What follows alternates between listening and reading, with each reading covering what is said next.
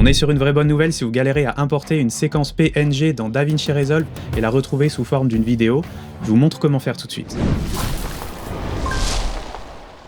Alors l'erreur la plus commune, c'est d'importer directement dans DaVinci Resolve l'entièreté des PNG et de se retrouver avec plein d'images, les unes après les autres, et si jamais on les importe dans le montage, on se retrouve avec plein d'images qui durent 5 secondes chacune et qui donnent plus de 10 minutes d'image fixe, c'est pas du tout ce qu'on veut. Et un petit réglage tout simple à connaître, c'est d'aller dans la page média, celle qui est là pour l'importation, et là on voit bien que c'est juste une suite d'images les unes après les autres. En fait, il faut aller ici dans les 3 petits points dans les espaces de stockage, 3 petits points, et ici dans mode affichage des images, on voit qu'il est coché sur individuel, il suffit juste d'aller cocher séquence, et là ce que ça va faire c'est que au lieu de considérer tous les PNG comme des fichiers individuels, ça va les considérer comme une séquence de PNG, parce que dans le nom des fichiers PNG, il y a bien un numéro qui les permet de les identifier pour les mettre dans l'ordre tout simplement. Donc je vais supprimer tout ce que j'ai importé, j'ai bien coché dans mode affichage des images, séquence, et si j'importe tous mes PNG,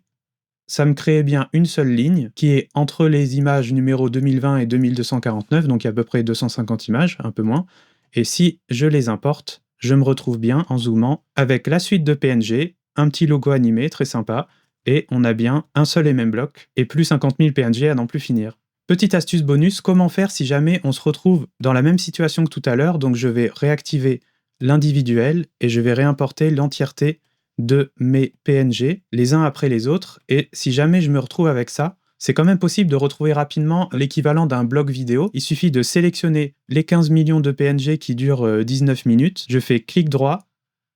changer la durée du plan, mon petit raccourci à moi c'est CTRL-D, et là, au lieu qu'ils fassent tous par défaut 5 secondes, je vais leur dire à tous ces PNG qu'ils fassent tous par défaut une seule image. Donc j'enlève le 5 pour les secondes, et pour les images, je mets qu'une seule. Et là, je me retrouve waouh, plein de PNG qui sont tous écartés de 5 secondes, mais qui font tous qu'une image de long. Ensuite, je les sélectionne tous et je vais dans Édition, supprimer les espaces vides, et mon petit raccourci à moi, évidemment, c'est CTRL-MAJ-D, qui est très similaire d'ailleurs au CTRL-D qu'on vient d'utiliser avant. Et si je fais CTRL-MAJ-D, c'est-à-dire supprimer les espaces vides,